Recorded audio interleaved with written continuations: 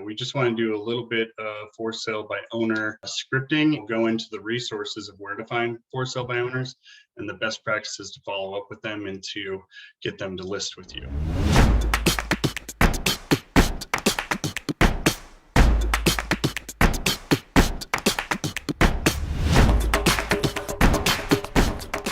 This is my friend RYAN HARJU. He's a great agent up in Flagstaff. We've been friends for 4 years now, and we just want to do a little bit of for sale by owner scripting and where we find those best leads and best practices for that. So we were working on that yesterday. So let's start off with best resources for sale by owners. My favorite is Vulcan 7. I don't know if there's any other one really. Yeah, you can do Mojo and other ones. I just feel like if you're going to integrate your cancels, expireds, and whatnot, you might as well just do the for sale by owners through them. So, on a side note, Mojo doesn't get every area for like canceled, expireds. That's where Vulcan's nice. They cover, most MLSs, I think. Oh, do they? Yeah. I just feel like that's the best way to go. Dialer, what are you using for Dialer, Ryan? So we have our Boomtown system, and then we're using Mojo parsed in with it. So okay. When it comes to for sale by owners, I think the key to it is calling them as soon as they hit, right? And then my follow-up has always been to call them on Mondays and Fridays. I call on Mondays because over the weekend, they're probably going to have activity or no activity, or they're going to be doing open houses.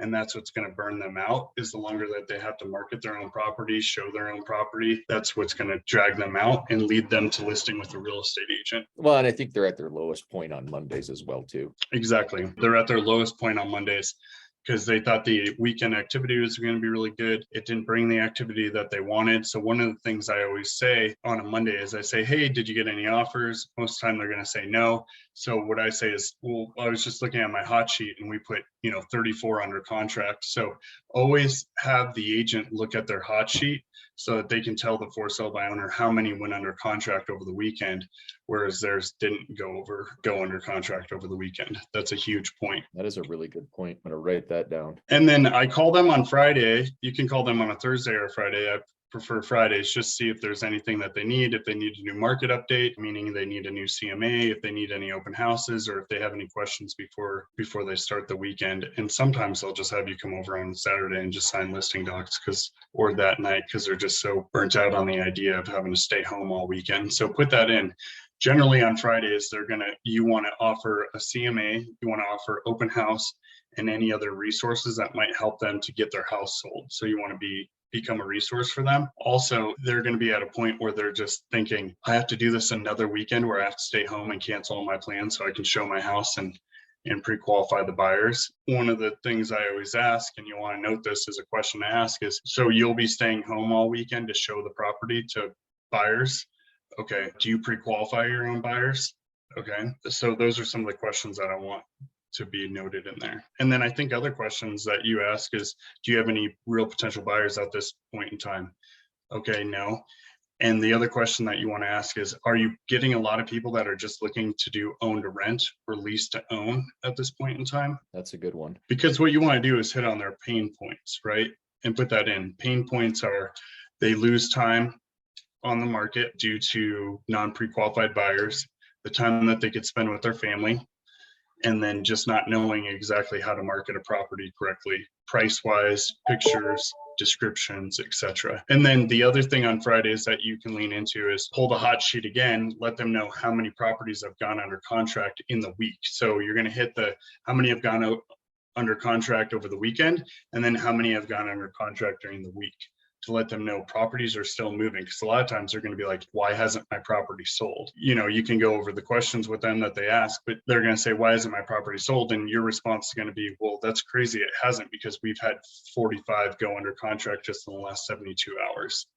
And so That's going to hit them right there and make them feel like they need you. So you want to build as much value in your service as you can by showing them what they're missing out on. These are all pain points. Pain points. Yep. The other thing that I like to do when I call for sale by owner is I always send them my card in the mail, and I give them a thank you card. Hey, thank you so much for taking my call. It was great speaking to you. If you have any questions about the market or if there's anything I can do, please let me know. And I always include in there a packet of forget-me-not seeds, because they like that. What is it? It's called a forget-me-not seed packet. Anybody that I've really converted, they always remember me because I gave them the forget-me-not seed packets. The little flowers, they're called forget-me-nots. Oh, And they like that. And generally 90% of the time, the wife is going to make the decision on who they list the house with. And that's just one extra step I take to appease the female of the family. And it works, man. It works. Interesting. Okay. I know you've done a lot of for sale by owners, Ryan, and you've worked in the market really well. What anything else that you have that you'd want to? No, I mean, I've been running off Bob scripts for a long time. You know, I do know that with the for sale by owner, it usually is they're finally at that point, right? Like you catch them, there's a window that opens up. So there's that no buyer window, and then it just kind of opens up. And then when it opens up, they usually do list with somebody.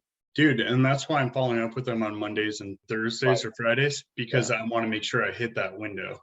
Right. I want to make sure that window's hit and that they know I'm paying attention to their house. It's going to take anywhere between 5 to 15 calls to a for sale by owner to land them. And as soon as they say that they have an accepted contract, you want to say, are there any questions that you have about that contract or the process? I also say, if you have the contract in hand, some of the good title agencies that I work with for sale by owners are XYZ. So you want to offer that resource as well. And then let them know of the discounts that they can get through the title companies, such as the senior discount, the military discount, the heroes discount, and the investor discount as well. So you want to build as much value by using that. Ryan had a good point that there's a window that opens up where they're going to list with somebody. And that's the reason we're following up as much as we are and offering as much as we can through those phone calls. For sale by owners are the hardest lead for a real estate agent to work because they're not the nicest and they haven't raised their hand that they're willing to work with a real estate agent like a for sale or like a canceled or expired. So they're the hardest one to convert. However, when a lead is tough or rude, they're going to push other realtors away. And so you'll probably have way less competition to get that listing than somebody that's really nice. So just remember, hone in on the ones that aren't nice, because that's going to be your lowest competition right there. And also when they do list with you, they've generally built up enough trust in you that they're going to give you free reign of the house at that point and trust what you're saying. Well, and you know, the other thing too, I've experienced with for sale by owners, a lot of times, you know, I'll even say at the listing appointment, you're not in charge, right? Like I'm in charge. Like you almost want to just get that out of their hands, you know, right? And I think another point to note, let the for sale by owner know that once they hire you, you're taking this over for them. So it relieves them of any stress and anxiety that they had. And you're here to get the house sold. Yep. And by listing with us, you're going to get your weekends back. You're going to get your phone back. We're not having to answer calls. We're going to make sure that all these buyers are pre-qualified and that you're marketed on every single website and area that buyers are looking to move to your area. So let's move into some role play. So Ryan will be the seller and I will be the real estate agent. So ring. Hello. Hey, Ryan. Yes. Hey, Ryan, it's James Mitchner with Realtor 1. How are you today? I'm doing okay. Good. In that script that I said, hey, Ryan, how are you today? I said his name first.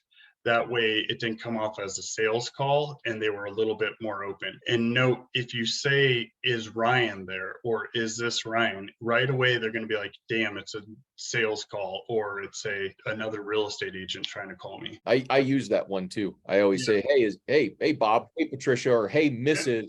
I don't know the first name. I'll say the last name, Mr. Mrs. Hey Ryan, it's James Mitchell with Realty 1. Hey, I was just calling real quick. The property that you have for sale on 123 Main Street, is that still available? Yeah, we still have that for sale. Okay, great. What kind of action have you had on that, if you don't mind me asking? Well, you know, we got it up a couple weeks ago, and I had a few calls in the first couple of days, mostly realtors calling me though. But I haven't had anything this week. Okay, absolutely. And I was just, before I called you, I was looking at all the photos. That's a beautiful house that you have. I'm surprised you haven't sold. I was just looking at our hot sheet where it says our pending and our properties that have already gone under contract. And we've actually got 65 under contract in the last 3 days over the weekend. So I'm surprised yours hasn't sold. Do you mind me asking why your property hasn't sold? Well, what was your name again? Mitch. James. Well, honestly, the market has changed, I guess, and we're getting some action, but I guess it's a little slow right now. Yeah, probably not the action you want, right? So, and I completely understand that. It's changed for us as well, but thankfully we are working with pre-qualified buyers that want to move into the area, and we're getting all of our properties on all the websites that they're looking at. So real quick, Ryan, question for you. Where are you moving to? Well, I'm going to move back to Gilbert. Nice. Okay. Good time of year to go down there. That's always perfect time. Well, once we get this one sold anyway. Then you'll do that. So what's bringing you to Gilbert? The question, what's bringing you to X? And you're asking that so that you can use those as pain points or excitement for them to list with a real estate agent, because you're going to get into a point where you're going to go into the close on why you can get them there sooner and make them more money. What's bringing you to Gilbert, Ryan? Well, actually, we've got family down there, and we're retiring up here, and the kids are out of school, and yeah, we'll probably get back down there and be closer to our family. Okay. What's making you want to sell this house instead of keeping it as a rental? Well, honestly, I need the money, I guess, from this one to move down to Gilbert. Yeah. Completely understandable. I get that. And again, it's a beautiful home. So the action that you've had in the last couple of days, and I know you said it was mainly real estate agents, the buyers that you've talked to and whatnot, have you actually showed the house, and what's their feedback been? No, we haven't had a showing on the house. Oh, you haven't had a showing? Oh, no. That's crazy. Okay. I know showings have dropped, but you should have definitely gotten at least, I don't know, 1 to 5, especially in this market in the area that you're in. So where are you marketing the property, if you don't mind me asking? Well, I've got it up on Zillow, and I think that goes into Trulia. Okay. So you're looking to get down to Gilbert. You haven't had any showings. What kind of time frame are you looking to maybe hire a real estate agent? Well, we haven't really thought about hiring anybody, and my brother, though, he does do real estate, so I always thought about calling him, but we're probably just going to continue to try it on our own here, by owner. I've sold houses in the past. Absolutely. Yeah. And this market's just crazy. I know just 6 months ago, I would have gone for sell by owner too, because it seems like you just put a sign in the yard and you get 40 offers, it was just crazy. So one thing that you said, Ryan, is your brother's a real estate agent. Is he a real estate agent down in Gilbert or up in Flagstaff where you're at? He's actually down in Scottsdale. Oh, he is. He's down in Scottsdale. Okay. So him selling a house in Flagstaff might be a little difficult. Has he mentioned that or no? No, I haven't even talked to him about it, to be honest with you. Yeah, and I get that. One thing that a lot of my clients will do is they have family members or friends that are in the business, but they don't want to hire them because they don't want to ruin that relationship. Because when you hire a real estate agent that you don't know, you can be completely black and white with them and transparent, and it's not going to hurt their relationship. I'm sure you've dealt with that before, where relationships have gotten harmed from doing business together, right? Right. Yeah, it's always a tough thing. I've done it myself too.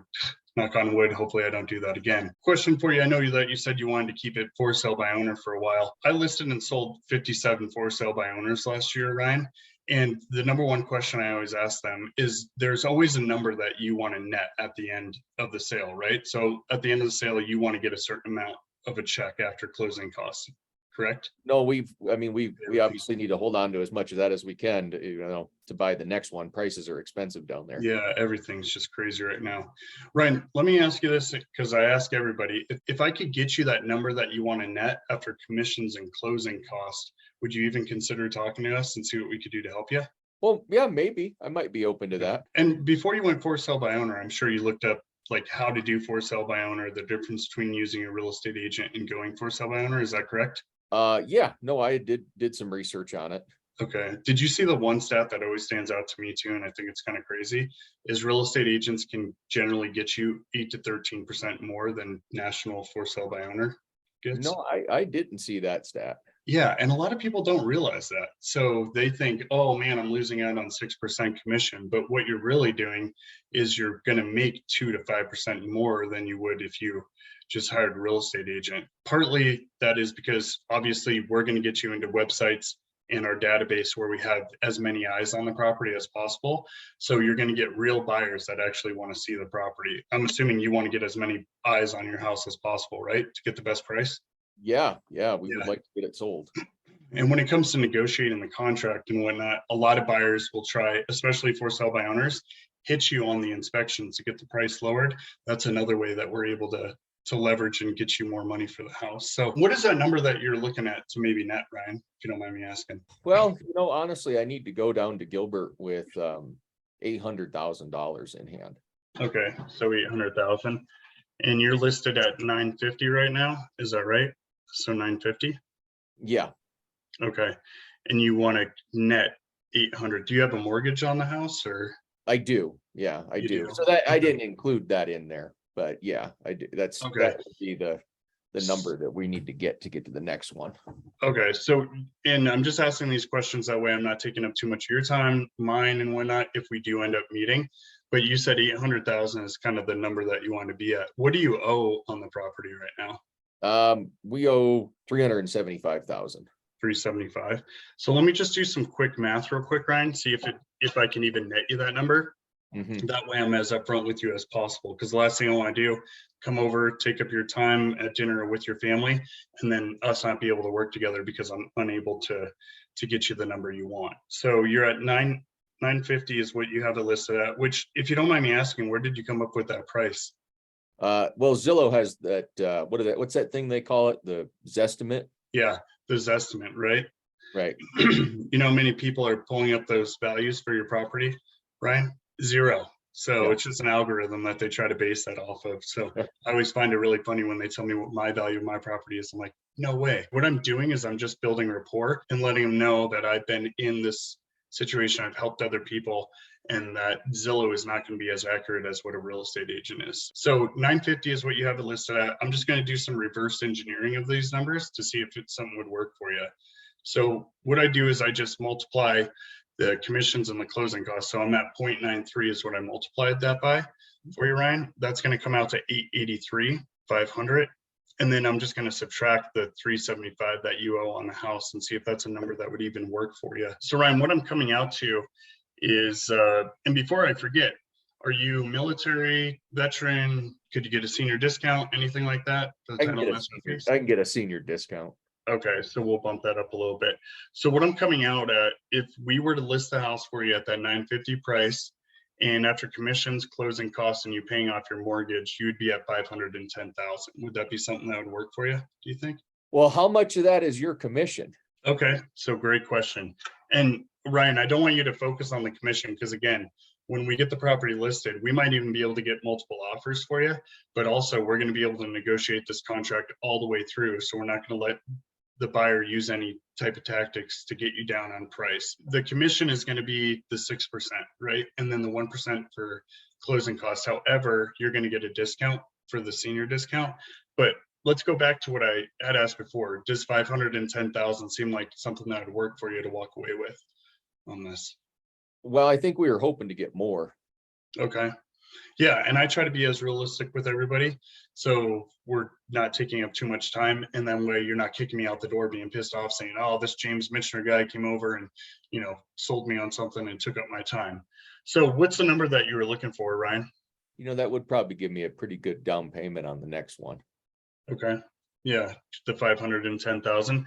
So let me do this. Let me run some comps, and I'm actually going to be in your area tomorrow at 2. I have another appointment with another client, so I could probably be to your house by 3:30. Would that be something that'd work for you? Well, let me look at my calendar here. Okay.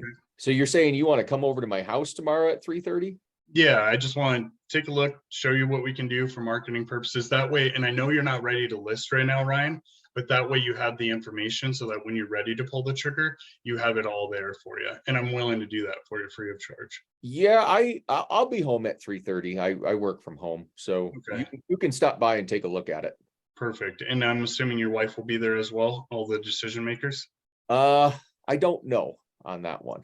Okay. Do you know what time she'll be home with you as well? Well, she's got the kids. She picks them up. She'll probably be there about 4:15.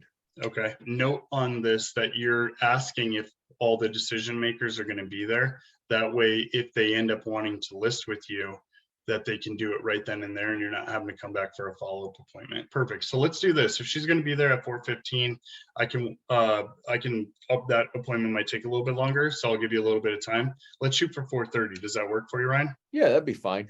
Okay, perfect. So thank you, Ryan. I'll send you an email so you know I'm a real person as well, with video testimonials from past clients, my marketing plan. And if anything changes and you can't make that appointment, just shoot me a text or give me a call. Okay. Yeah, that's fair. And your name was James? James Mitchner. Yeah. I'm excited for you to get down to Gilbert. That's awesome. All right. Yeah. All right. Hey, thank you. Get back to family. Yep. Okay. So that's one of the role plays that we're going to do. Ryan, how did you feel that went? It was good. Be brutally honest. Yeah. Yeah. Okay. Oh, it sounded pretty good.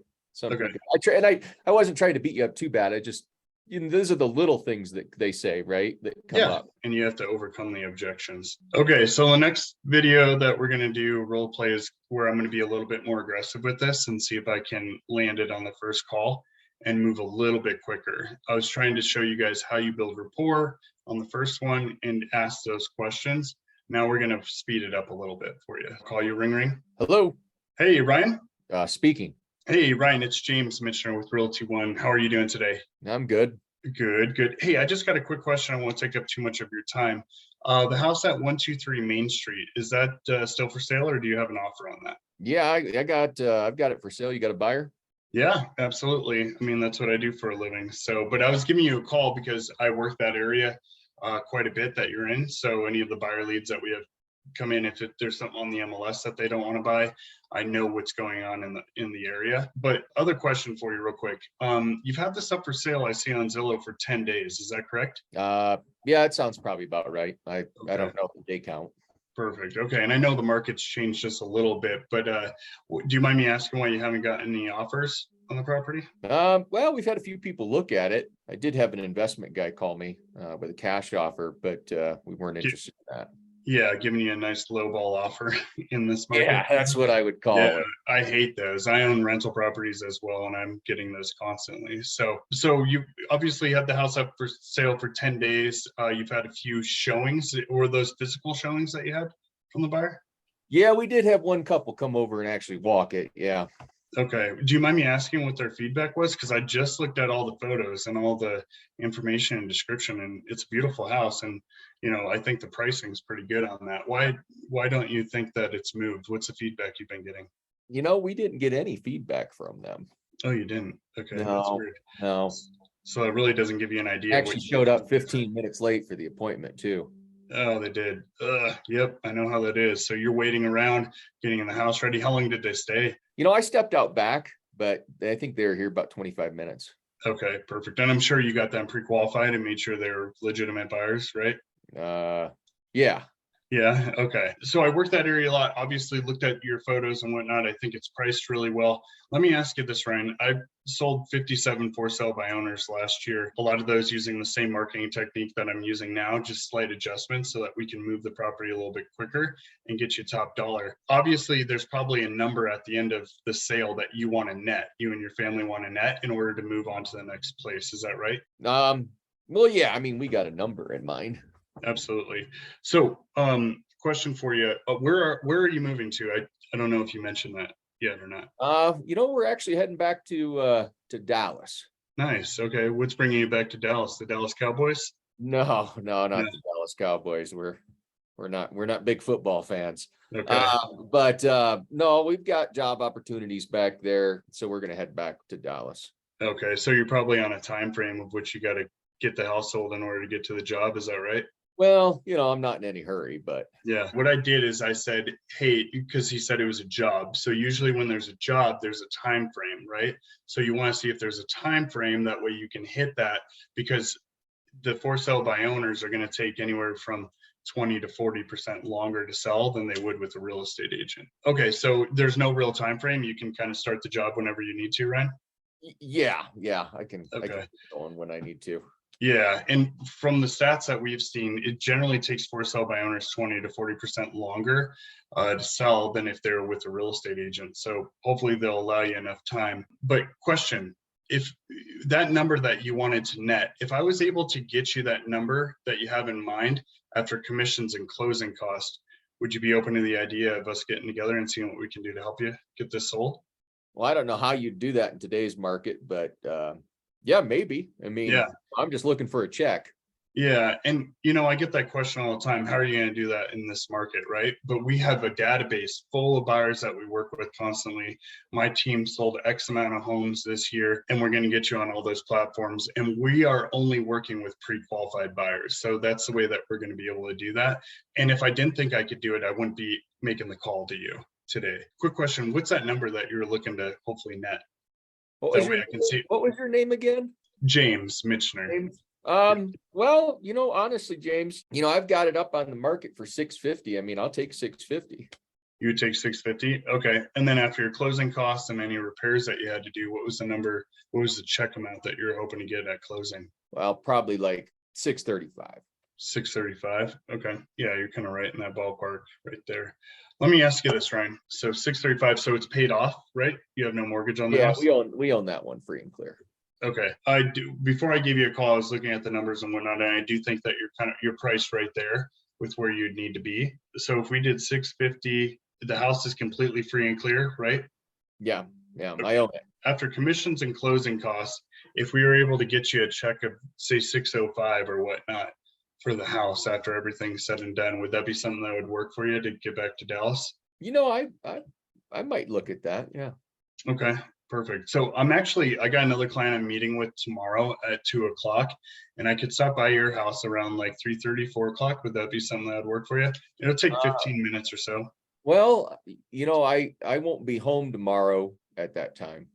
You won't? Okay. Do you have any time this evening to get together? I know it's only 9:00 right now. I might be able to make it out there this evening. Yeah, I could be available later today, probably after 4 though. After 4? Okay, I can make that happen. And then just real quick, is your wife going to be available there too at the house and whatnot? Yeah, she'll be around. Perfect. Okay, so I'll do that and we'll get this going. So thank you again for the opportunity to meet you, Ryan. I really appreciate that. I'll shoot you a quick email or text with a video testimonial from past clients. And then if anything changes, just give me a 1 or 2 hour heads up. That way I'm not leaving the office and get caught with not meeting you. Okay. You can send me your contact information. Yeah, absolutely. Okay. You'll get my Zillow reviews, my YouTube testimonial video, and everything. So look at sales stats and whatnot. So I'm looking forward to getting you to Dallas. Okay. Yeah, that sounds good. You think you can get that number 605? I think so. Absolutely. All right. Perfect. I'll see you at 4:00. Okay. Okay. Okay. Thanks. Okay. Let's do a different role play, which is going to be where you're just overpriced, right? Yeah. And that number that you're wanting net is just not going to be realistic at this point. So ring. Hello. Hey, Ryan, it's James Mitchner. How are you? I'm okay. Good. Hey, I got a quick question for you. Hey, Ryan, how are you? And then he'll say good, and you'll say, this is James Mitchner. You don't legally have to say which brokerage you're with, right, Ryan? Yeah. So you just move into that. And then what you're going to say is, hey, Ryan, is that house at 123 Main Street still available for sale? Yeah, it is. You got a buyer for it? Absolutely. We can get buyers for any property. So, and just so you know, I'm with Realty One Group, but I was looking at the photos and whatnot of the property and looking at the pricing. If you don't mind me asking, where did you come up with the pricing? Well, I know Bob around the corner on, Palisades, and well, he sold his down there for 850,000. And there's the one across the street from my house right now. They're on the market for 925. And we've got just the most spectacular house here. By the way, did you say you have a buyer for my house? Yeah, I mean, we're constantly working with buyers, but I don't know yet. That's why I'm calling to ask you a couple questions real quick, just to see what everything looks like. The last thing I want to do is bring a client over to a house that's not. I try to pre-qualify my sellers as well as my buyers. That way nobody's losing any time. So well, you come see it. Yeah. So what was the price again, Ryan? You said I've got it priced at 1 million. Yeah, 1 million. Okay. And that's because it's pretty comparable to the other sales, like Bob's house right around the corner for you? Yeah. Okay. The one on Palisades. Have you seen that one? Yeah, it's beautiful. I work your area a lot. So that's one of the reasons I wanted to reach out to you, is because that's one of the areas I work quite a bit. Work with both buyer and seller clients. So you're listed at 1 million. You got those by looking at the comps around you and whatnot. Where are you moving to, Ryan? We're gonna head back down to Yuma. Okay, Yuma, nice. What's bringing you to Yuma? Well, I've got my wife's family's down there, and I've got another property down there. We've got a rental down there, and so I think we're just gonna go ahead and move into that. Okay, great. And now what I'm going to do is I'm going to build rapport, right? So yeah, Yuma's a great place. I actually, do you know Charles? He's a big farmer down there. He's been there for 3 or 4 generations, is what he said. Do you know Charles? Yeah, I think he farms citrus down there, doesn't he? Yeah, he does. Yep, he's a good client of mine. I just actually sold his house for 1.5 million. He had it listed with 4 other real estate agents before I was able to get in the door, and he would actually take me serious. So, but great guy. Yeah, and he loves Yuma. It's just crazy. So you're listed at 1 million. Is there a number that you're looking to net the check that you want to get at the end of closing and whatnot after closing costs and everything? But we won't take a penny less than $1 million for that house. I'm just Than $1 million. No, yeah. correct. Yep. But after closing costs and any other fees that you have to pay, was there a number that you're looking to net? Well, the buyer can pay all those fees, can't they? The buyer, in this market, it's a little bit different. It's not like it was 6 months ago where everybody was giving up their child and donating blood for 4 years to, the hospital for giving up everything. So it's a little bit different at this point in time. And I'm sure you've seen that on the news, right? Where the market's transitioned a bit. Yeah, I guess I am hearing a little bit of that. Okay. You said Yuma is where did you have a time frame in which you're hoping to get to Yuma? No, we can get down there anytime. Anytime. Okay. So guys, when you're doing this for sale by owner call and somebody is like this, know when to just let them go. So if Ryan's going to be really hard right now, I'm probably just going to move on, but I'm going to go through the entire script. That way I can see if I can actually get him going. So no time frame to move back to Yuma. You have it listed at 1 million. And I know the market's changed, and those ones that you had said that had sold, how long ago did those sell at that price? Well, I think Bob sold Palisades maybe last year, July. Okay. Yeah, so pretty close to the peak of the market when everything was going crazy. Let me ask you this, Ryan. If I can get you down to Yuma, get you the number that you want at closing after commissions and closing costs, is there any chance of me just coming by, taking a look at the house and see what I can do to help you get down to Yuma? Well, yeah, I mean, if you can get me my number, I don't really care how I get it. Yeah. So I am really familiar with that area, and looking at the price per square foot, since we've been on the phone, just kind of looking at comps and whatnot. I know Bob sold for that 950 about a year ago or so. What I'm looking at for comps, I'm just trying to be as realistic with you as possible. That way, and I'm willing to send this to you in an email through a comparable market analysis. But if you were really going to get this house sold and you wanted to be as gung-ho about it as you could to get it the most amount of money in the quickest amount of time, what I'm looking at, Ryan, and I know this probably isn't going to sit well with you, but I want to be honest, is about $900,000. What are your thoughts on that for listing price? And again, I'm just trying to be honest, Ryan. Is that the number that I'm looking at on the check? Did you say you had a buyer? So that would be the number that we would have to list it at.